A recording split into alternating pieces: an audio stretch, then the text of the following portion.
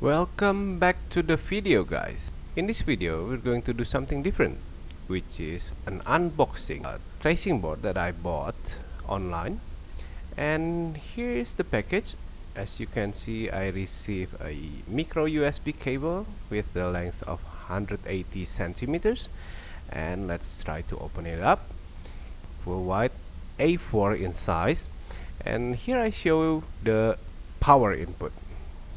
Now, as you can see, it's quite thin, so I decided to measure this, and I found out that the thickness of this board, as you can see here, I found out that the thickness is in 3 millimeters.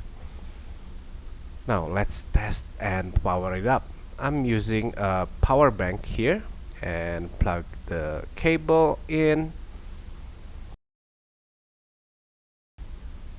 And as you can see, there's a blue light coming out.